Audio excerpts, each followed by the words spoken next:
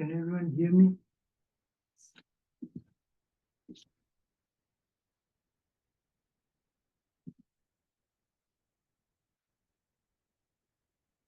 So we shall go on with our talk on Chittanupassana,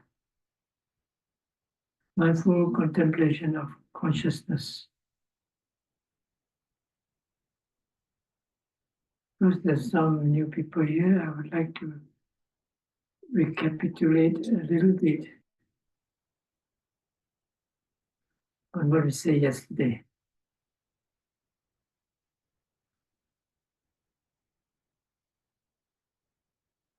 Mindfulness of consciousness, Chittanupassana, Satipatthana, is one of the four stations of foundations of mindfulness that we practice. The four being body, feelings, consciousness, and dhammas. Dhammas you can translate as natural phenomena that are ultimate realities.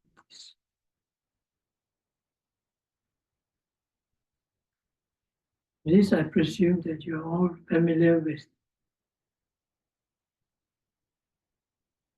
This is what this center teaches. And the Mahasi method is based on the four foundations of mindfulness. They use this as objects, the strong mindfulness that give rise to insight, liberating insight. We've gone through the first two, the body and the feelings. Now we go to the consciousness.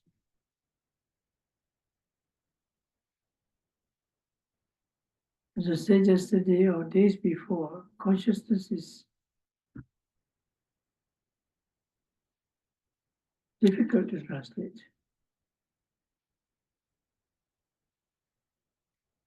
Original translation was mind.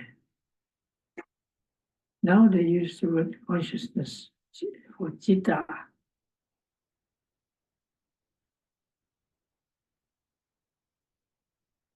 To make things clearer, we differentiate between citta and cetasika in Pali. Consciousness is used for citta. Mental states is used for cetasika.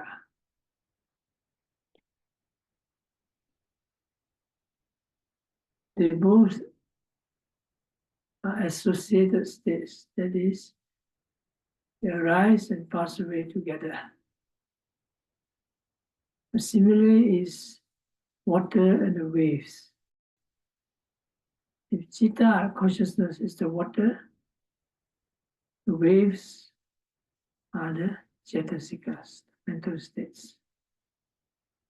So they arise and pass away. Both are impermanent and they change. Now, in a more experiential level, you can describe citta as referring more to the knowing mind. And the cetasika, in one aspect, is the noting mind, the noting quality of the mind. More accurate. For example, if you say angry, it refers to the cetasika, mental state, factor. When you talk of the consciousness, you're talking of the consciousness with anger. Anger becomes an attribute of the consciousness, where consciousness is the thing that you want to watch. Okay, that's as far as one part goes. Now, general vipassana refers to the practice of insight development whereby with mindfulness you wash mind and matter as processes arising and passing away.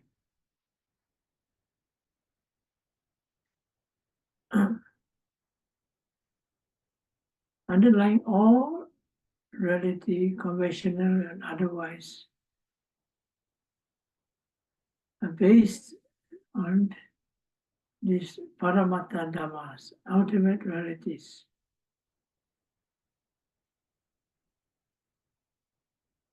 It is because of not understanding this that all the craving and all the delusion and all the sufferings arise.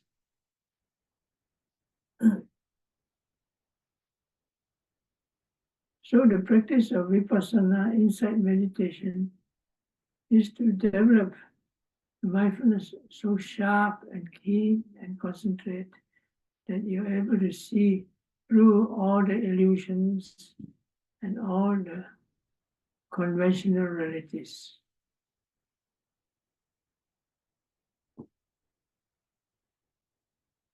Now, this insight of wisdom is not that you develop in vipassana, is not something you think. Thinking comes under conceptual truths. It comes from direct experience. It's a bit difficult unless you experience yourself, because we say we are not thinking, but we are conceptualizing. I'm not going to make this complicated. We'll come under a different, more complete lecture about concepts and realities. Take, for example, concepts, we say what we conceive, what we think out. It's not really what is really there, the mind made, so to speak. Take, for example, words. Words are concepts made out from sounds. The reality is experienced only when you don't think and you're really mindful and you're really in the present. So look at the actual present mindfulness. A word is made of many sounds. When one sound arises, it passes away, then the next sound comes and passes away. So the word is made of many consonants, and so the word like what? Like I use the same similar again. Putin. Putin is made of two sounds, pu and tin. The word Putin at one moment of reality doesn't exist. It exists only as a combination of sounds made into the mind. Take for example. So finally, it's based on sound. And what is sound? You perceive it at the very moment. Contact, just a vibration, a kind of vibration. Similarly, with other concepts which are not taught out, you say of United States of America, it's a concept. Many things are involved. But you talk about space. Space is a concept. Person is a concept. Time is a concept.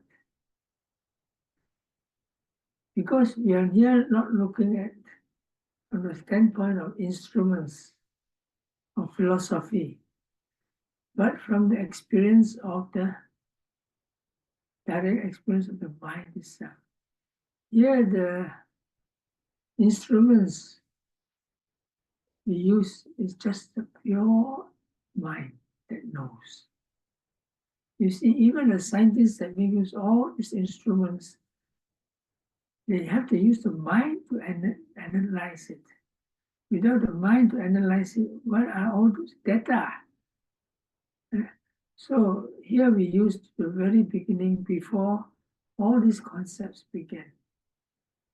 the mind, the consciousness, the mindfulness, the experiences it directly, clearly, deeply, and so there cannot be any mistake.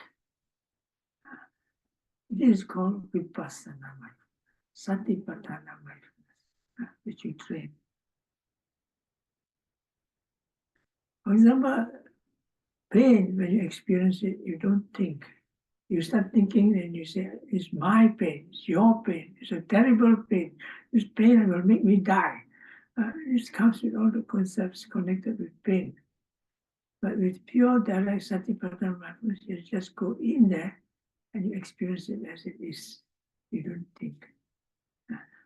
Doesn't matter who experiences it. Whether David experiences it, Karen experiences it, or I experience it, it's the same.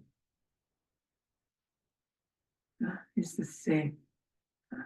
So whoever experiences it in the past, in the future, is the same. Because it's what we call ultimate reality experienced beyond concepts. But this is not the end of it. This Paramattha reality, this conditioned and unconditioned.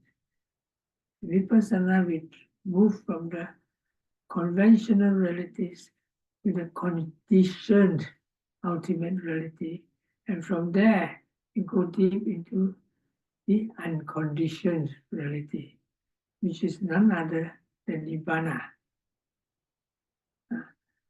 And why all this trouble? Isn't it better to go in your house, drink a cup of coffee, and be happier with that? It's because you're looking at it as suffering in the most deepest and essential sense. That means you're looking for the highest happiness, highest peace, beyond all existential realities. This is a very lofty aim, which was taught by the Buddha. In India, they accept and they recollect past existences, so they know. The matter of everybody accepts it because there are people who clearly experiences it. And nowadays, people don't. Past life, you must be joking. Or somebody asked me, what is my past life? The past life, you are a dog. I said, no, it can't be true. I said, then why you ask me? You don't believe me. Because this is not so easily proven. You have to have that super awareness, super recollective consciousness. Trace back. You trace it back where? In the consciousness itself. During the first few days, we are talking about being mindful of the body. The body with the head, legs, and intestines. This is a conventional reality. You meditate and go beyond the conventional reality, you end up in what we call the basic elements: earth, water, fire, wind, material qualities. And you look deeper into it with mindfulness. It's like a deep microscope that looks deep into it, and you see that these ultimate realities are impermanent, suffering, loss. That means they change moment to moment. It doesn't belong to anybody. There's nobody there. And so you get into the three characteristics of the rupa, material quality. Then when you see through it, then you start losing all the attachment and anger connected with it at a certain level. So when you go deeper and deeper into it, then it becomes what's called transcendental. That means it transcends the conditions around it, the unconditional truth. That's where you realize the Nibbana and the mind is established in what you call the unconditional, or you can say everlasting peace or truth. That is something in short, and of course there's a lot of things to talk about it, but we won't go here. So similarly, we go into feelings. When you watch the feelings like anger, no, no anger, pleasurable feeling, painful feeling, neutral feeling, you look at it in the same way without any concept, with your sharp mindfulness, the same thing arises. The three characteristics appear. They pass away moment to moment, and finally, when you delve deeper and penetrate to it, you see through it, you transcend it to the real ultimate reality. As for material qualities, the body, like the bodily sensation, we see and we know. Not difficult. You don't know what is earth element. Earth element is the quality of hardness. You don't know the earth element, you take a hammer and hammer your head, then you know what it is. How is it? It's hard. That's the earth element. And feelings, you know what the feeling is? Of course, it's not so difficult. Some people say, I don't have feelings. You bring him closer and you pinch him. And say, do you feel pain? Yes, it's clear enough. No? But when you say consciousness, it's a different thing. What is consciousness? Consciousness is the mind. But what is the mind? Here you don't try to think about it. What is the mind? I often ask people when they go to different cultures, I ask, what is the mind? They give me different answers. Then one day I started asking, consciousness, what is the consciousness? It needs to be more obscure. It refers to something real. You talk about it. Words. So in the group one day there was a few these psychologists and so on. And so I asked, one of them gave me a fairly good answer. He says, levels of awareness. Not bad, but a good answer. It's fairly open-ended. Because what are levels of awareness? You know awareness, and then you look further about awareness. There's so many things involved. Then there's one person said, that which knows. I said, wonderful, very precise. But it sounds straight from the book. It comes from the Abhidhamma definition of consciousness.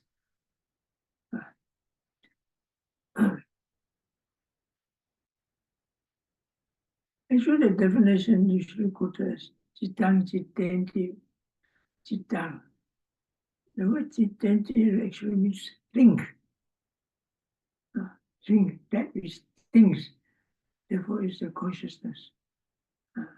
I don't quite like this definition.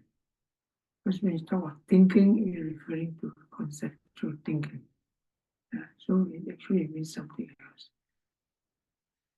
The Thais have a more good definition. In Thai, they call it Thamachat Tirap Aro. Anybody know Thai? No. Thamachat means nature. The nature occurrence. Rap is to receive. Like you throw a ball, you receive the ball. You open television, you receive the channel. Receives the object. The quality of receiving and the quality of knowing is made synonymous in the experiential level. Because the mind receives the object where? At the mind door. You know, the mind, now we're talking about consciousness. You know the consciousness at the mind door. The mind door is like a receptacle, like a crystal ball.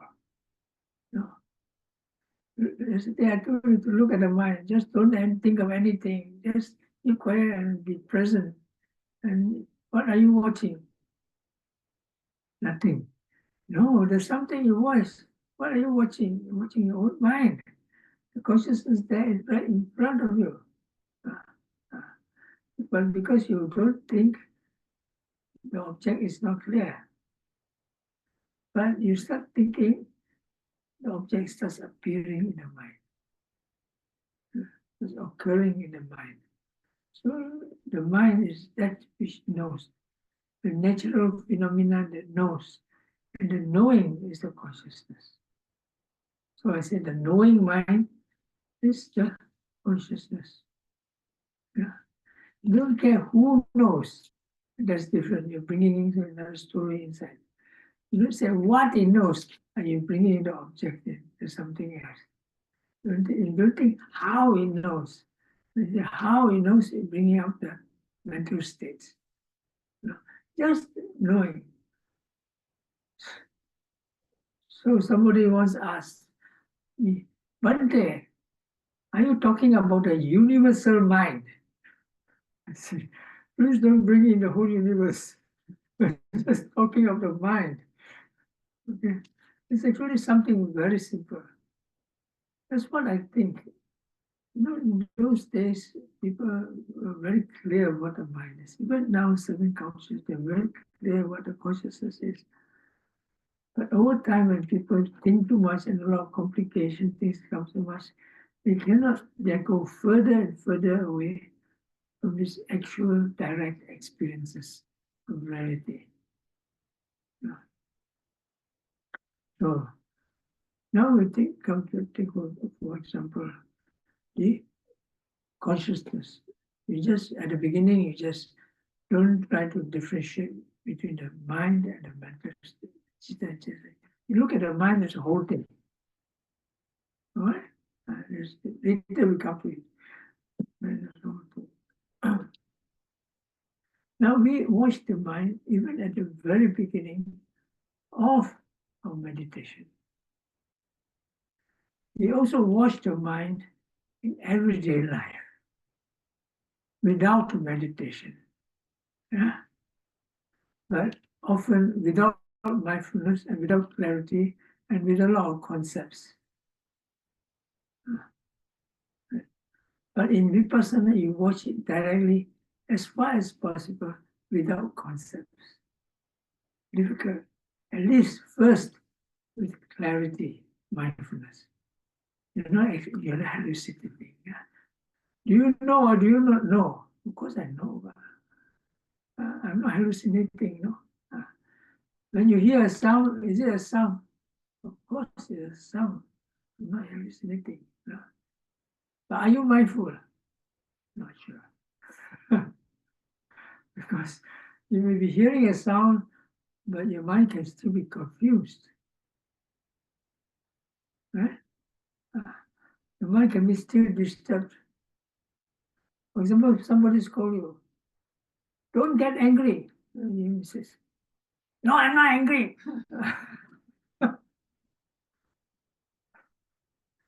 Then somebody says, you're more beautiful than when you are angry. And you say, really? Then the anger goes off. And then it becomes a different story. You're playing with the mental state. But you're not mindful. Which means that when you're not mindful, it doesn't mean you don't know. You still know. But you do not know in actuality what is happening. No. Right? So, how is it that you know when you're not mindful? Because you know by consciousness. You do not know by mindfulness. That knowing mind does not have mindfulness with it. That's how you know mindful. Well, you need to know the first part, you're doing Vipassana or even daily life or peaceful life. You must know with mindfulness, which means you must know what mindfulness is, which you started in the first place. First day, we'll go through that again. So first you must know the mindfulness. Know it with mindfulness. Once you know it with mindfulness, then you go one step further. As in the practice of Satipatthana from the first part, know it continuously mindfully. Now, you watch your rising falling. First, you do vipassana, must be mindful. Then you watch it mindfulness continuously. Not mindfulness at the beginning, mindfulness at the end, but middle, you're not mindful. And then doesn't bring you much effect. Mindful at the beginning, middle, mindful at the end. Same with your consciousness. At the first few consciousness that you watch are the very gross and rough ones, the five hindrances. When you first come to meditate, you find it difficult to meditate. Why? Thinking, sleepy, you know. These are your first two introduction to mindfulness. You must learn to deal with these two people, two demons first. So people not thinking, thinking goes away. Sometimes it just goes away, sometimes it does not go away. But you should go away because you're mindful, not because you're not mindful. Sometimes you are thinking. I said yesterday, it goes away because you replace the thinking with the word thinking. Thinking. Yes, I notice when I'm not thinking, there's no more thinking. Because you don't think, you're just repeating the word thinking in your mind. Now, the important thing is you note it mindfully, so that you're mindful. When you're mindful, then you watch the thinking process. You do continuously thinking. You see the thinking is not just one thing, it's a process, probably with many objects. But here, when you watch consciousness or Dhamma, you don't note what you're thinking of. And there's an object of thought. You should be watching the conscious process of thinking. These are important instructions for beginners. Because you watch what you're thinking about, then there's no end to it. I will think to solve my problems. And certain problems cannot be solved immediately. So then when you're another thing is sleepy. When sleepy. You don't say sleepy, and you're not mindful. You just fall asleep in the end. You have to be very awake. Your mind is like a bright light. And then you very quickly replace the sleepiness with the clarity of awareness. When the sleepiness goes away, and then you see the difference. When you're sleepy, you still know something, but not very clear. You may still know the rising, falling of it, but it's still looking at it darkly through clouds of sleepiness. But when the whole cloud clears, and then you can, oh yes, now my mind is very clear, no sleepiness. At that moment, you see very clearly the difference between mind with sloth and the mind without sloth. When you see the cutting of this difference between these two clearly, then you see the difference in the two types of consciousness. Okay, this somewhere where we left off yesterday. Now we come back to the first part. Now you see, one idea is to when you're able to do mindfulness of consciousness, you must first center onto the citta, or the cetasika. And you center your concentration. Object is the consciousness.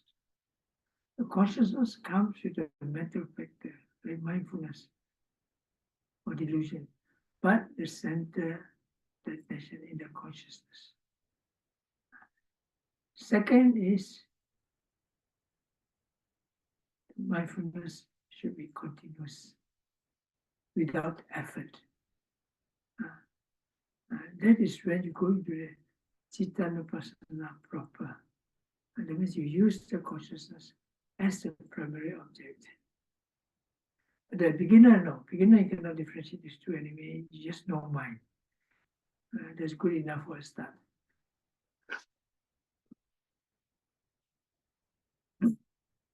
So when you're thinking, you know the mind. Sleepy, you know the mind. Okay, fair enough. Now the first part of learning to watch consciousness is through the six sense doors. You know, the six senses of seeing, hearing, smelling, tasting, touching. Usually people who teach Chittanapassana, they start with that because there's a first level and it brings you to a higher level later. So what you do is you focus your concentration. When you're thinking too much, you cannot watch anything clear anywhere. So you must have some basic concentration that you don't think so much. There are some moments when the sky is clear. So you can see at least for a while. So for beginners, you base your concentration on the primary object of rising and falling. Okay, watch your rising and falling. This is at the body door. Rising, falling, rising, falling. There's a sound coming, somebody coughs. You see the mind runs to the sound. When the sound disappears, you come back. After that, pain, the mind runs to the pain, and it comes back. Right? Right? It's the mind that runs. Right? Actually, we see the mind doesn't run. Mind changes its object. But in a figurative sense, yes, it runs and it comes back. And so you see the mind running to the six sense doors and finally getting more settled at the body door. Right? That means there's a change of objects of the mind. Now remember, your practice of Satipatthana is first mindfulness, second continuity of mindfulness, third is observation. And this is what Sadhu Pandita always emphasizes. Mindful, follow the object and observe the object. So similarly, when you watch the mind, where the mind goes, and see what's happening all the time. In your meditation reporting, you describe the third part, the observation.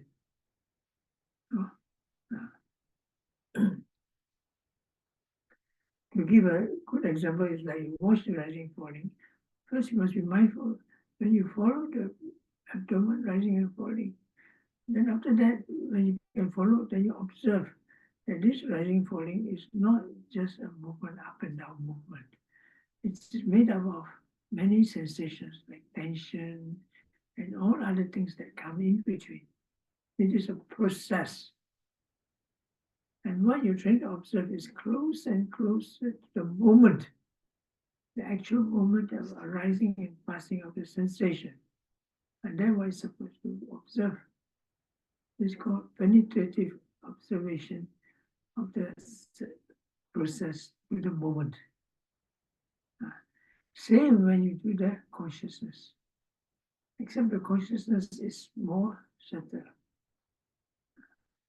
For example, the thinking again, when you watch thinking, you see a whole mass. But when you get closer, you see that it goes from one thought to another. I remember the earliest days of my practice in Malaysia. I was meditating, sitting meditation. No, I was doing walking meditation. On putting the foot down, I noticed that I was thinking now. So I tried to trace the thought on putting down. And I could trace 30 over thoughts. Just when you put down, 30 over thoughts pass through very fast. So it's a process of thought. Sometimes you cannot see so much, you can see 2 or 3 thoughts. The mind is very fast. In a very amusing incident, one day I was at the meditation center. A monk came along and he bowed to the Buddha. Then he didn't get up for quite some time. I said, what happened? So when he got up and looked at me, I knew. See, I fell asleep.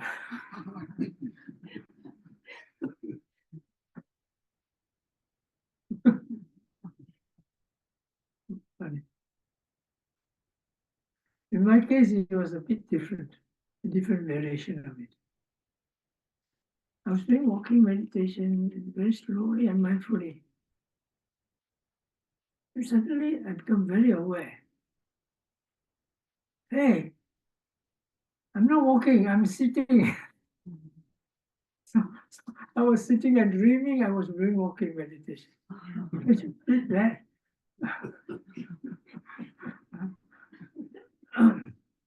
Ridiculous. So there are a lot of things to discover watching the mind. So many things have been left out. Psychologists call it the unconscious mind. There's so many unconscious minds around.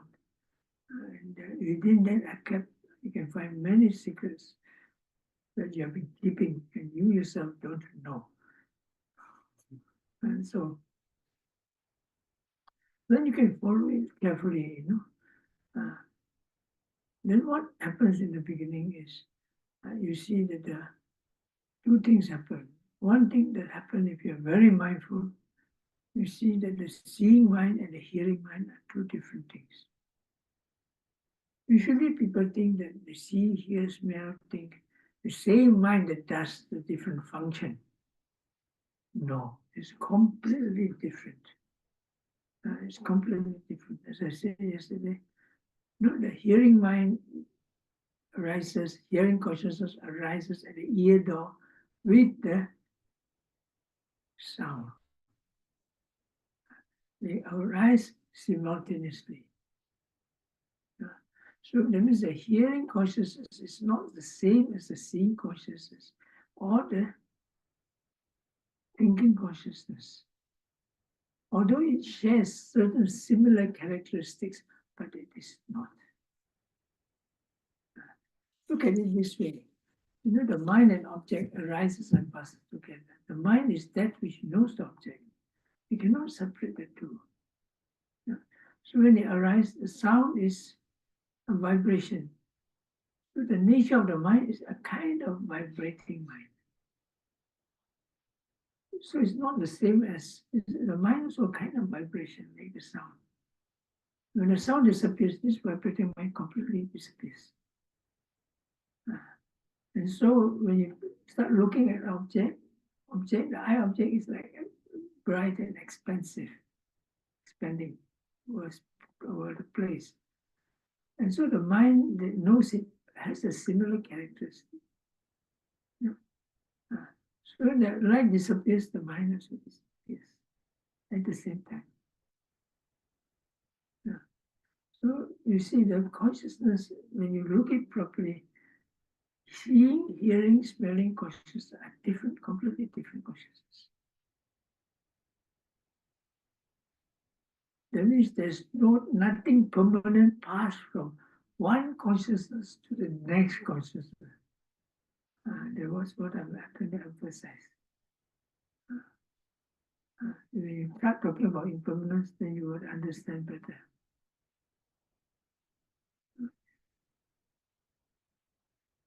What there seems to be continuous is because of the nature of conditioning. That's why people are very, very confused when you talk about the paticca samuppada, dependent origination. From one life to the next, there's an eternal element passed from one to another. There's the soul. In Buddhism, no. Okay. That brings about a lot of other questions, and we won't go into that. Because we're not talking about that. We're talking about vipassana, mindfulness of consciousness. So idea is to see the consciousness as really impermanent. What happens when you try to trace the mind as it wanders through the six sense doors is that at every door, when you see something, there's a reaction, there's a response. Because there are thought processes that follow it. When you see something, you respond to it.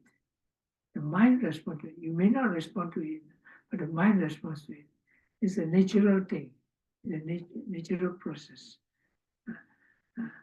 For example, if you hear a loud sound, the mind will respond with immediate more sensations. When you throw the stone on the water will have more splashes. We call that feeling. So it doesn't stop at feeling. Because of the habitual tendencies of the mind that's built up since time immemorial, lives immemorial. So it begins to react in certain ways. Usually they say when a nice object attachment arises, when you're repulsive object, anger, aversion arises. When you're not mindful, delusion arises. When you're mindful, then of course the more positive states like mindfulness, loving kindness, insight, they arise. This comes up later, but you can see it there in the process when you go to the six sense doors. And you see clearly like that as a process. And you come to a point where you see nama rupa, knowledge of mind and matter as non-self. There's actually no body there. The concept of the person is put aside. The mind is sharp enough to clearly know that this concept is not there. It does not need the person to experience what it is. It does not need the person there to decide what to do. All can be done by the mind itself. Okay? But I'm using the mind is a very simple thing. Actually, when you talk about the mind, there are many things happening there. Right? There's one office, but there's so many people doing the work. There's a secretary, and so on, so on, so on. But the mind is like a boss.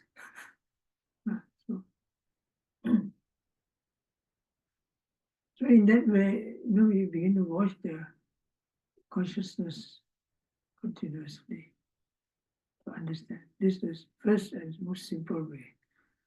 I call this the walking the dog.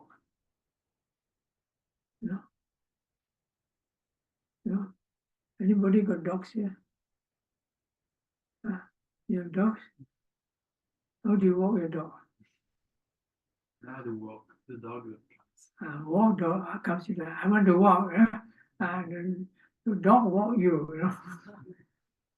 You just make sure it doesn't play sparks. But in the beginning, let's say a wild dog, a wild horse, you got to tame it so that it's mindful, and you take it for a walk. And when you take it for a walk, what happens? You learn the behavior of the dog.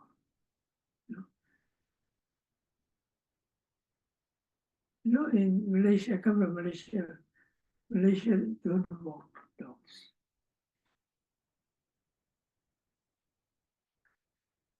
There are dogs that are kept in the house, tied up.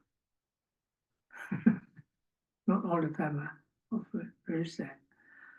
But of course, there are dogs that are not tied up. They're quite wild. They run all over the place. Call them stray dogs.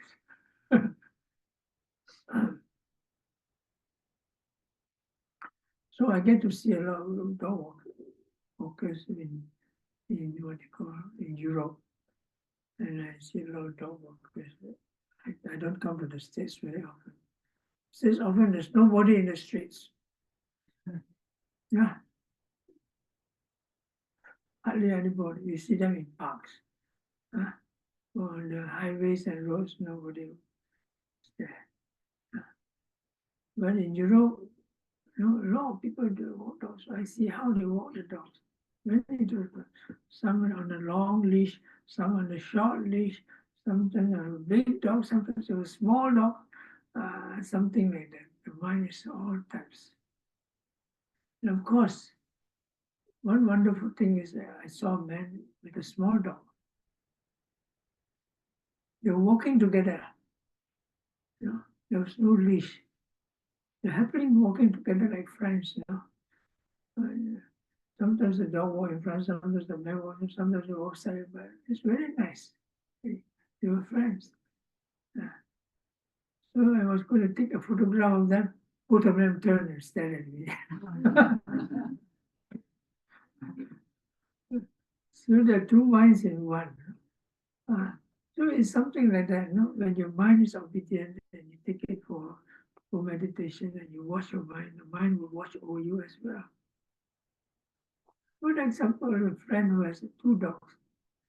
He takes a dog for a walk. They usually know where to walk, and he goes in front. Then after a while, they come back and check out the master. How are you? Are you there? Are you okay? Okay, let us go further. And then after a while, they come back and check on the master. So this is called, like my teacher used to tell me, at first you have to look after your mind. Later, the mind will look after you. When the mind is straight. So the first part is walking the dog. And it's like training the dog. And once you've trained the dog, that means the mind can follow process. The mindfulness can follow the process of thoughts, which means the mind itself. So the moment the mind is not mindful, it knows. The mindfulness knows. Right? That means the two processes. One, the first process in front, and then another process at the back. So, for example, you see, you hear, you study Abhidhamma, there are many processes involved. By the time you rationally and consciously know, many processes have preceded you. And so that is why. So in short, let's summarize this part first, that when you follow the mind, what's important is close enough to see the different types of consciousness as separate. They arise and disappear differently, different moments. And as a result, they're non-self. There's no person there.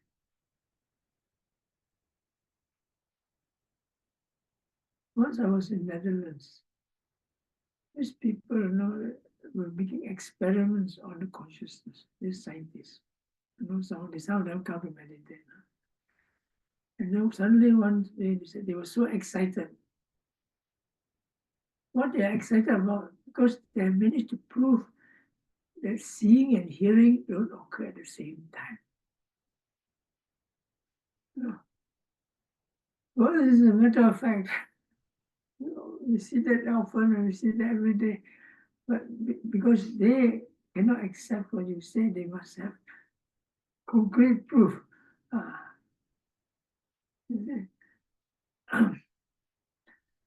The mind is definitely faster than the instruments and the mindfulness. Now, the second type of mindfulness we want to talk about is the Satipatthana method. The Satipatthana method, where the mind runs through the sense doors, then it finally comes back home. And the home is the mind door. I've spoken to you, the matter. It's not what you see, where you see, hear, smell, taste, or touch, but where think. Without the five sense doors. And that which knows outside the five sense doors. And for example, when you're dreaming, you're completely at the mind door. All right? Because lost in thoughts. It's completely in the mind door. So when you're watching your mind, consciousness, you're completely in the mind door. It's occurring all the time, but you don't realize it. because you're aware of the external senses. But when you do Chittanapassana, you have to get used to going into the mind door. When you're doing Vipassana, you have to get used to going into the mind door. Because all the deeper concentration and all the deeper insights occur in the mind door, not the sense doors.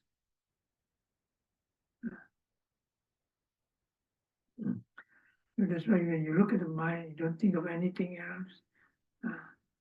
Then you're watching at the mind door. We won't go into this again. We're going to read the other day. So in the Satipatthana, you're actually watching the mind directly.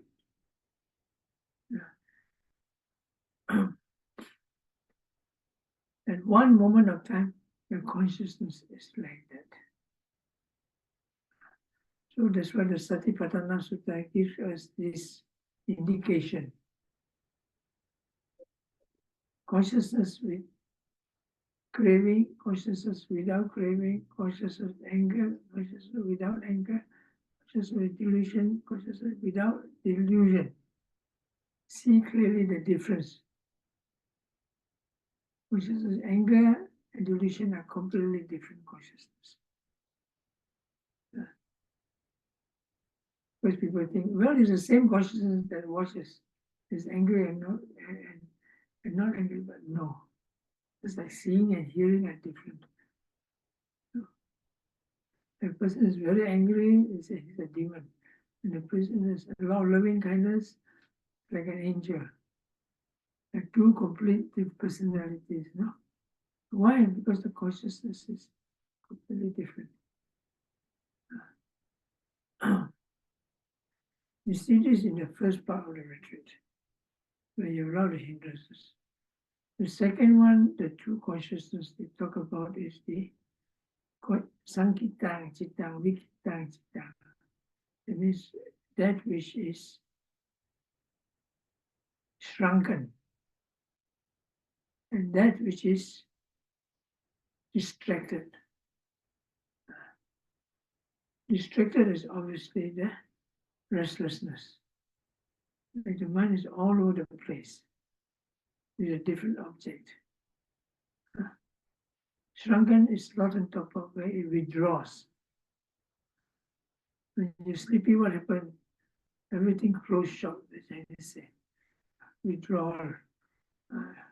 You don't want to know anything anymore. You want to go back home and sleep. So we're withdrawing. So you can, before it withdraws completely, you see shrinking. The distracted consciousness, the mind being very agitated, running all over the place. For example, you lost something and you're supposed to go to work. Now, where did I put my car keys? I'm sure they must have happened to you. And you run all over the place. It must be here, it must be there, it must be here, it must be there. Finally, you found it in your pocket. Oh, it's here. And then the restlessness completely go off. But before that, the mind was very in a flurry, running all over the place, very distant. And that is the distracted consciousness. So you should apply the same principle. When the distracted consciousness disappears, you know the undistracted consciousness. When the sleepy consciousness disappears, you go to the wakeful consciousness, a completely different consciousness. So you don't see the continuity, them as a continuous thing inside, but they're very different. This is important because one of the worst attachments, clinging, wrong views, comes with the identification process with the consciousness. You will say, yes, I'm angry all the time, but I'm not angry all the time. So I'm not that bad. I'm bad sometimes not so bad. No. Because you see that you're not anger. but you cannot see the consciousness because you identify with the consciousness. And when you identify with the consciousness, then you cannot see non-self clearly. That's the consciousness. So you cannot see beyond the consciousness. Right? So in this segment, this is a very important point in development of Citta Vipassana. Then comes the third point. Samahita Citta, Asamahita Citta. Tranquilized consciousness and untranquilized consciousness. And this when the meditation develops further. And the mindfulness becomes continuous. And when it continues, the mindfulness becomes strong enough to keep out the hindrances, to keep out the defilements. Yeah? When that happens, the mind becomes very obedient. It's calm, it's peaceful, it's clear. Everything is easy. So to the extent that you be strong, when you want to sleep, also you can't sleep. You want to think, also you won't think. Because it's mindful and clear and just watching it. That's called a tranquil consciousness. You can come with samatha concentration meditation. It also comes in vipassana meditation. Point is, it is strong enough to keep out the hindrances, the defilements in the mind level.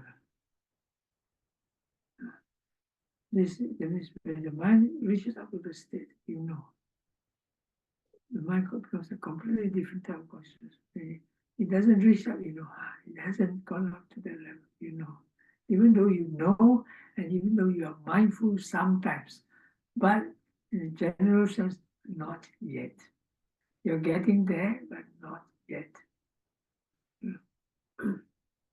Now, this is an important point because once you get that, you know what the tranquilized mind is. We say at least it is in samadhi. At least it's a upachara, excess in a weaker form. Upachara actually means excess concentration, excess to absorption. But generally, you can say it also when it's free from defilements, satisfactorily. So you can see, because, for example, when you go in, it can be sudden or can be slowly.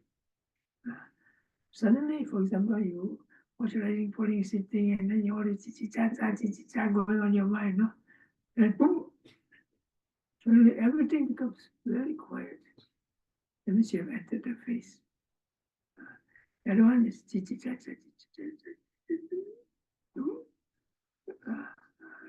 It can come slowly or quickly, but definitely becomes a point that you know you've entered into that tranquilized state. And what is important when you're aware of this consciousness, you're aware also of the factors involved.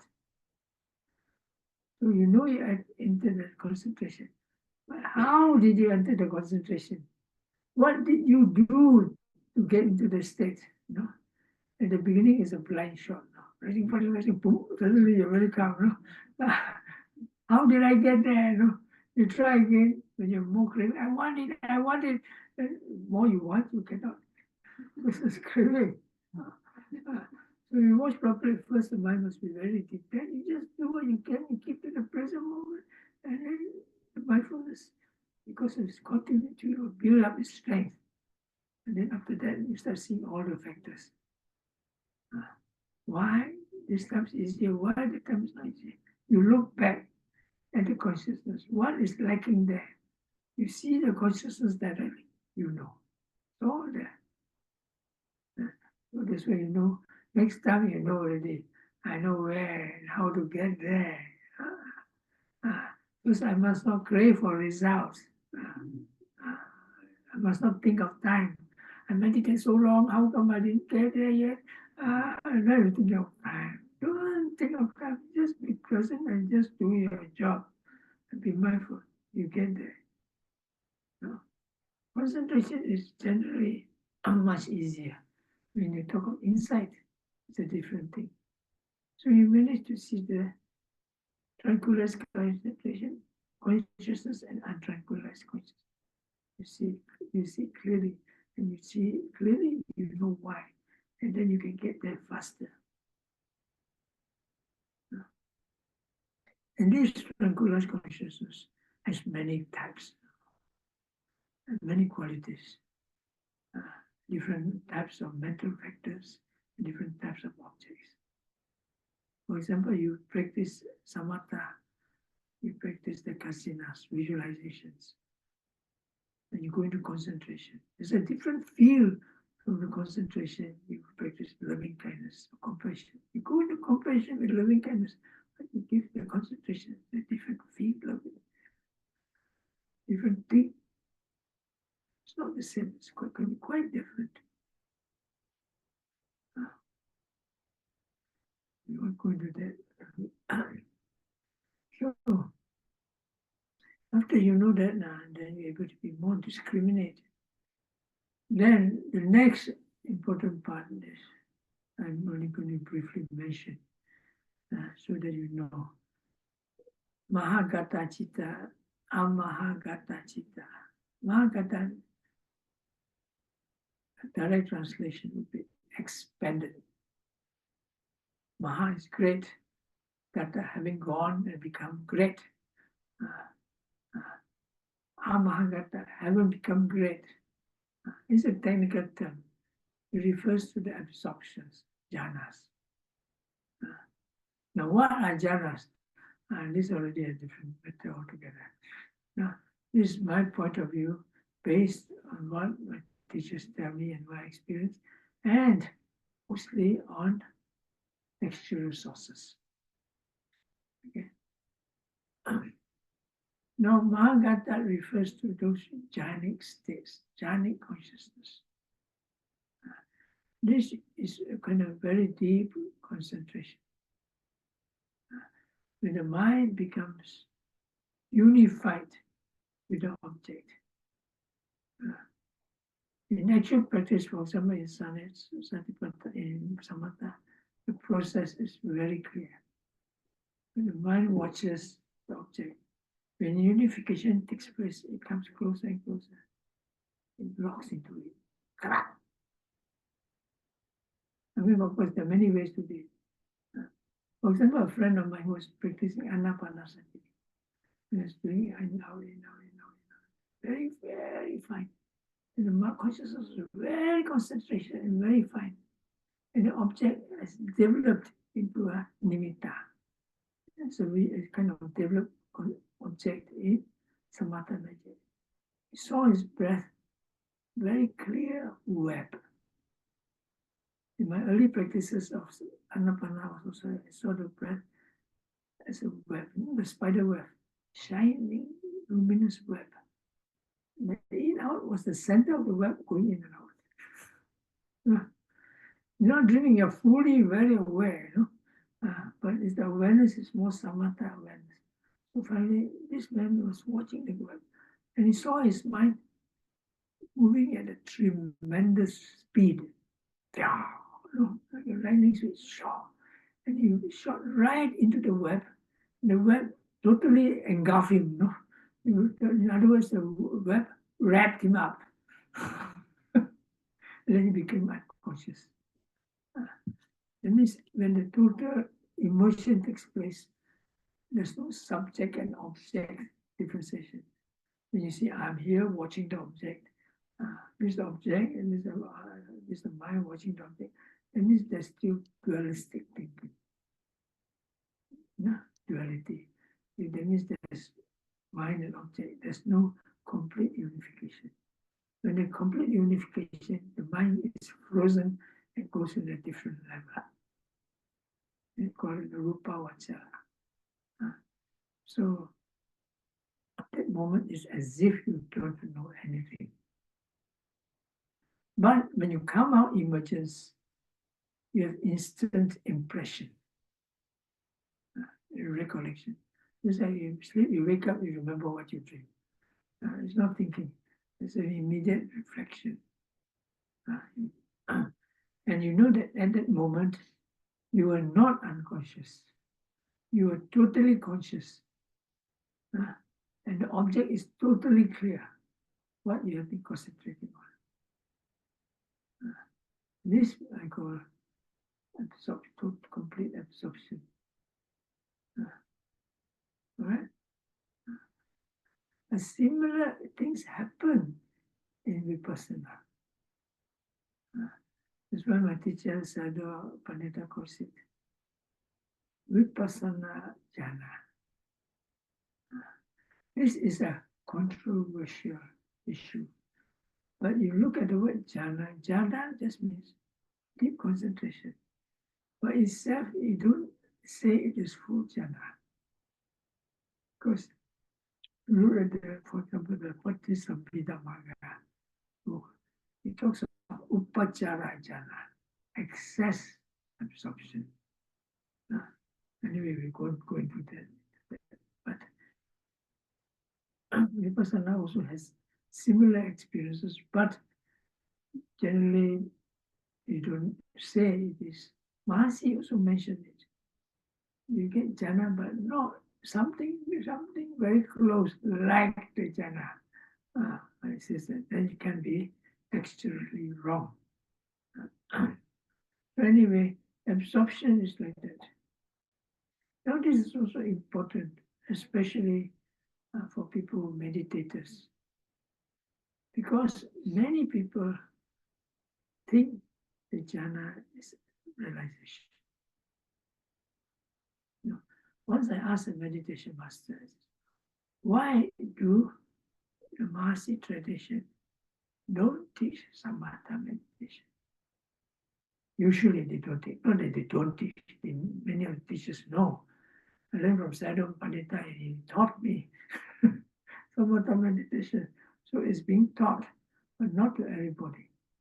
Okay. So I asked this teacher, why? It's not usually taught. Because one danger is called overestimation. That means for a monk who claims of certain uttarimanusa dhamma, higher attainments and jhanas, but he has not, breaks a big precept. Okay, but if he thinks and he boasts, then but he is mistaken, is not, but still breaking a precept. That's why to be careful. But after a while, when you know that you progress well, they do teach. Not that they don't. But for most people, the priority is vipassana. Yeah. So that's why it's important that when people who practice this deep concentration like jhanas, it's important to be mindful of this consciousness. When it comes out of this consciousness, mindful that there's this consciousness. But that's not enough. You must be able to see this consciousness as non-self and impermanent. It arises and passes away. Because it's so deep and so subtle, when you arise, when it passes away, you cannot see.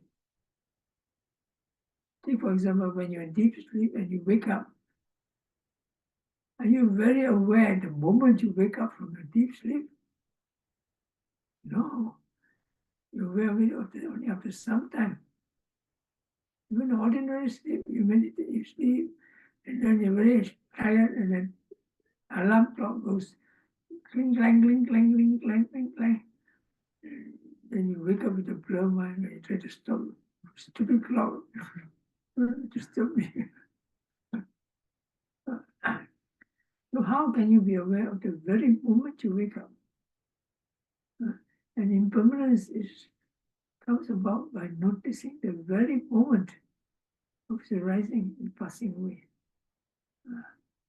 But if you have developed a mind to such concentration and such clarity, you should be able to, in terms of jhana. Because jhana is not sleeping, although it's very subtle. Clarity is there. But you don't look for it, you can't. don't notice it because it's just a small split of a second. So that's why it is. But it becomes a very interesting practice. When you go in and out of absorptions and you see the impermanence going on, you're in a totally different realm. Then the last part we just mentioned is Uttara Citta, Anuttara Citta. Some there was comparable and incomparable. This refers more to the deeper jhanas, that is the arupa jhanas, the formless jhanas. They're more deeper than the rupa jhanas. Because they're even more subtle and more peaceful. It's very hard to see its impermanence, and so it's hard to see it's what they call its conditioning. When somebody asked me, in the case of a person who does not attain to those jhanas, that means the latent defilements of the jhanas is not important. Not really. If you have not reached the anagami stage, non-returner, is still important. Because you still, even though you don't practice jhanas, one day when you practice, it comes up and it prevents your progress. But you reach up to the level of arahant. Anagami can still be attached to jhanas, no? So when you reach the arahants and you have not practiced jhanas, then it doesn't matter. All the root has been removed. The point is you remove the craving and attachments as a root, not really to specific objects. For example, a person may be very attached to cigarettes and get addicted to cigarettes. You practice meditation to get rid of your attachment to cigarettes. One way how to get rid of your attachment to cigarettes, substitution. Instead of smoking cigarettes, eat candies and chocolates. And you have a strong taste for chocolates. But still it's craving, you know. So it's more like from a bigger evil to a lesser evil. But still, it's something that kills you. So in this way, in the Satipatthana way, you go from one stage to another, seeing the impermanence of all types of consciousness.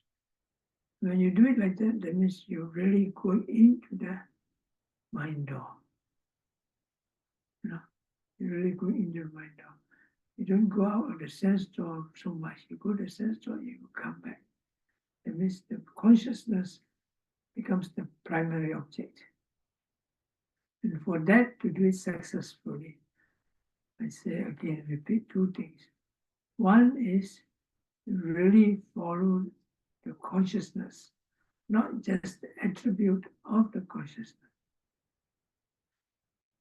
The mindfulness must be continuous, without effort, at least for some time. Because there will come a time when you watch consciousness, see, knowing. For example, when first we meditate, you cannot see rising, falling, you cannot see very subtle. So what do you know? The teacher tells you, knowing. Then you watch the consciousness. So when you watch the consciousness, knowing, sometimes you forget. So because consciousness is very blurred, it's very vague. So you cannot hold it properly. And when this delusion comes in, sleepiness comes in, craving comes in, you don't know. You just get carried away, and you can get carried away for a long time, whole hour sometimes. So how do you remedy that? So you have Let's develop the conscious the mindfulness to be quite automatic. That means that no mindful mind does not arise so easily. And even if it arises, very quickly the mindfulness will come back and note it. That's why this is one point to make in developing concentration. That means, for example, when you're not thinking, you note it only after the thinking has arisen. If it hasn't arisen, you don't need to not thinking to you. That means it has already arisen. And it may have arisen for some time. You say a little late is too late. So, but you try, you make a point. I must watch it as soon as possible. This is, it's almost like a resolution, as soon as possible. Now, how soon is that? At the beginning, when you think for 1 hour, you note it, I'm thinking after half an hour. But if you keep making it more determined, and you find out after 15 minutes. You do it more often, 5 minutes, 2 minutes, 3 minutes, 2 minutes, 1 minute, half a minute, until a point, the moment it arises, you know. That's at the very moment. Then you catch it and leave it at the part. That's when concentration comes in. That's when the mindfulness becomes automatic. No? Why? Because you have ingrained in your mind to be as mindful as possible the moment it arises. It's almost like an antivirus, you know. You program antivirus in your mind. No, do it. And then when the mindfulness is activated often, it becomes more efficient. You know? And finally, it works by itself, self-activating. When it comes, it's a different process, a different conditioning altogether. Because you wait until you thought thinking is too late. So there's ingrained this process. So in the same way, when you learn to have continuous mindfulness and to be as mindful as possible, there's automatically momentum set up in the mind, in the consciousness. At the moment it slips off, quickly comes back. Otherwise, it's difficult because at the moment you're not mindful, you don't know you're not mindful. So how to stop? How to watch? You say you don't know that you don't know. So how? So we must do the condition the mind so that it is the antivirus is activated. It knows. That's why this conditioning plays a big part in the meditation. This we talk about later. And especially in the more advanced stages, these resolutions play a big part. In samatha, often you can say it's the main part.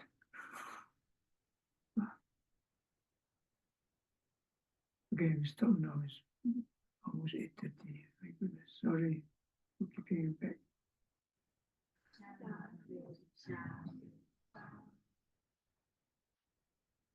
Mindfulness consciousness is not finished. We continue tomorrow. Any questions? Those who want to leave can leave for now. Don't have to stay back. Any questions?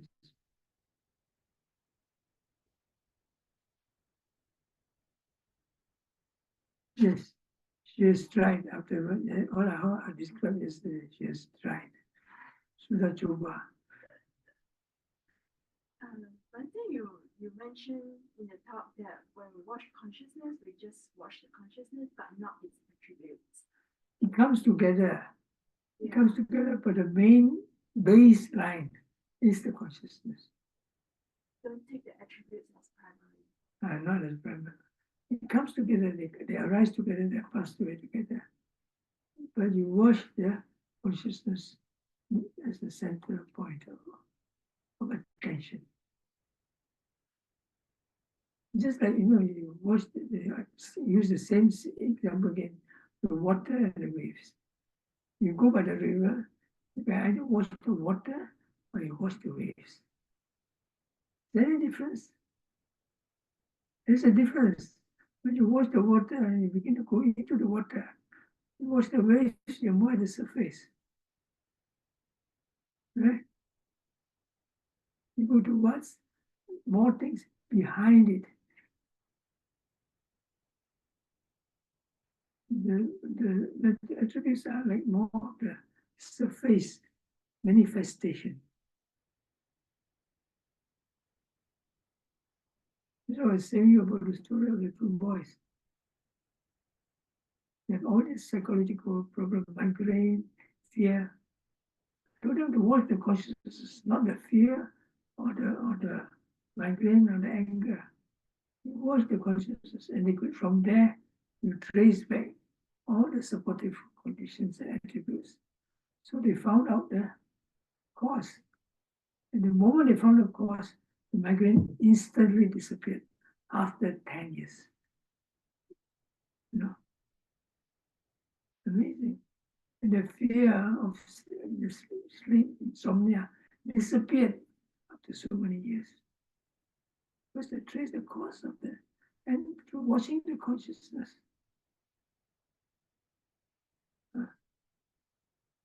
But this is only, Masi said, all this is only lesser benefits. The greater benefits, you get to the root of the problem, the craving, anger, delusion, all the departments. It's completely rooted out. And then you go into deeper awareness of the consciousness itself. Anicca dukkha anatta, where you transcend the consciousness. Okay. Any other question?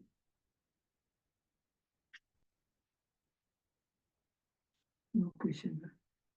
And when I stop, come back in around 15 minutes time for the metta, the weekend session.